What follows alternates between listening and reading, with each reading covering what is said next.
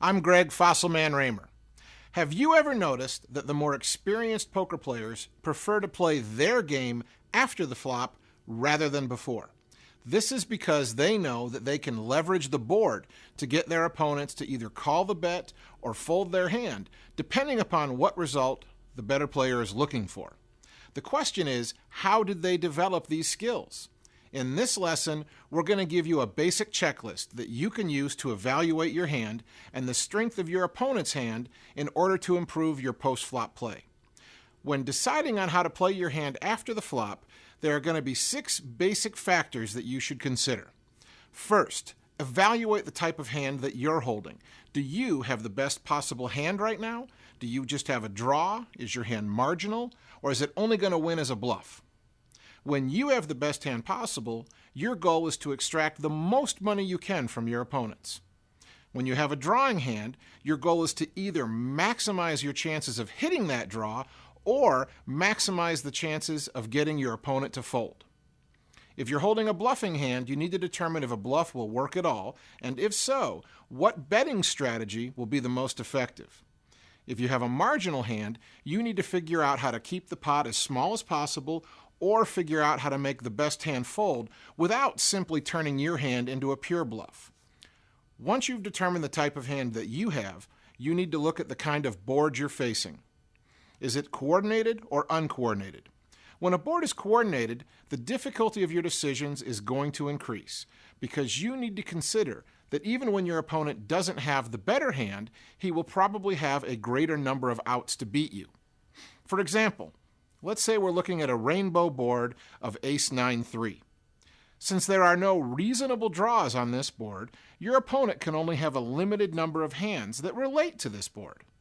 His range here should be limited to hands of just one pair or better. But on a coordinated board, like Jack-9-6 with 2 diamonds, your opponent's range of hands becomes much bigger because you have to account for all of his possible straight and flush draws. Because there is a greater opportunity to make mistakes on coordinated boards, you need to play them more aggressively in order to reduce the number of decisions you need to make. Now, on an uncoordinated board, you may play a hand like aces very slowly because there is little concern of an opponent drawing out on you. But on the coordinated board, however, you're going to have to play a hand like pocket jacks very strong because you don't want to be in a position where you're making a tough decision with your hand if a scare card appears on the turn. The next item to consider on your checklist is your position in the hand. Remember, having position on your opponents gives you a huge advantage because it's easier to know when you can cash in on your good hands and when you can bluff, as compared to when you're out of position. The fourth item to think about is who raised before the flop. Knowing who is the pre-flop raiser gives you a good idea of how the action in the hand should naturally flow. Players generally check to the raiser when the raiser's in position, and raisers generally continuation bet most of the time. Pay attention to this because when the action doesn't flow naturally, it's a sign that something unusual is going on. If a player who didn't raise pre-flop suddenly bets out, they generally have a marginal hand or a monster. On the other hand, when the pre-flop raiser checks, it usually means he has a very strong hand that he is trying to trap you with, or he is completely missed and is giving up on the pot. The fifth item on our checklist is accounting for the number of players in the hand. Remember, with more players in the pot, you need a stronger hand in order to win. So for you to get involved in a multi-way pot, your hand needs to be very strong on the flop, or it needs the potential to become very strong. The other reason that your hand needs to be strong in a multi-way pot is because it is very hard to bluff against more than one player. As a general rule, don't try to bluff multiple opponents. When your head's up, weaker hands are more likely to be ahead. So you can win if you're holding the best hand, or you can win just by getting the one opponent to fold. In a multi-way pot, you can't usually get everyone to fold, which means that you need to have the best hand at showdown in order to win.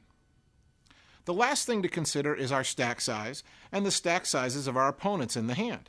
Now, stack size is very important when either you or your opponent have short stacks or big stacks. If either you or your opponent are on a short stack, bluffing becomes very difficult because the pot size is already too big for either one of you to fold. You've become pot committed. What's more, when you're playing with short stacks, there are no implied odds to chase your draw because there's so little money to win on the later streets.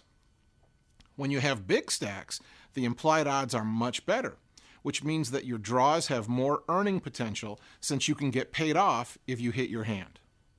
Also, when each player has a lot of chips, there's more room to bluff on the turn, since putting in a big raise or bet then will put your opponent to a tough decision whether he wants to call off a large portion of his stack, knowing that he may face an even bigger bet on the river.